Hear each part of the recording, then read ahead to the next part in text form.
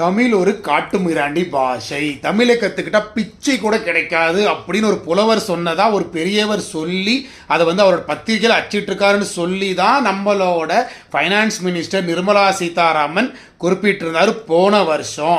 இந்த கோவத்தை கமலஹாசன் சார் காட்டணும்னா அதை சுட்டி காட்டினவங்க மேலே காட்டக்கூடாது, அதை சொன்னவங்க மேலே தான் காட்டணும். சொன்னவர் தமிழரும் கிடையாது. சீதாராமன் கிளியராக சொல்லியிருந்தாரு. அவரை தான் நீங்கள் தூக்கி வச்சு கொண்டாடிக்கிட்டு இருக்கீங்க, ஒரு ஆஃபீஸ்லையும் ஃபோட்டோ வச்சு பூஜை பண்ணிக்கிட்டு இருக்கீங்கன்னு. அப்போ கமலஹாசன் சார் கோட்பாட வேண்டியது எந்த விஷயத்துக்கு? அவர் எத்தனையோ ரிஃபார்ம்ஸ் கொண்டாந்துருக்கலாம், எத்தனையோ விஷயத்தினால நம்ம இன்னைக்கு ஒரு சோஷியல் ரிஃபார்மரிட்டிக் சொசைட்டியாக இருக்கலாம். கரெக்ட், சல்யூட் அடிக்கலாம். ஆனால் அதுக்காண்டி அவர் சொன்னது எல்லாமே கரெக்ட் ஆயிடாது இல்லையா?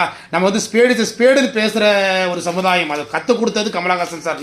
நீங்கள் அதையே தடம் போறேன்ட்டு போய் சொன்னவரை விட்டு போட்டு அதை எடுத்து சொன்னவரை பிடிச்சிருக்கீங்க பார்த்தீங்களா? எனக்கு அதுலேயே ரொம்ப பெஜாராக போச்சுங்க. நீங்கள் பார்லிமெண்ட்டில் தமிழை பற்றி பேசும்போது அப்படியே கூஸ் பம்ப்ஸ் நிறைய கைத்தட்டலும் வந்துச்சு. ஆனால் நீங்கள் தவறான ஆளை பிடிச்சிட்டீங்க, தவறாக ப்ரொஜெக்ட் பண்ணிட்டீங்கன்றது தான் எனக்கு ரொம்பவே பிடிக்காத ஒரு விஷயம். தயவு செஞ்சு இந்த விஷயம் சீதாராமன் எடுத்து கொடுத்தது ரொம்ப அற்புதமான ஒரு செயல். அவங்களுக்கு பாராட்டும், என்னோட சல்யூட்டும். முடிஞ்சா தமிழை அவதூறா பேசினவரோட விஷயத்தை நீங்க சரி செய்ய பாருங்க. நன்றி, வணக்கம்.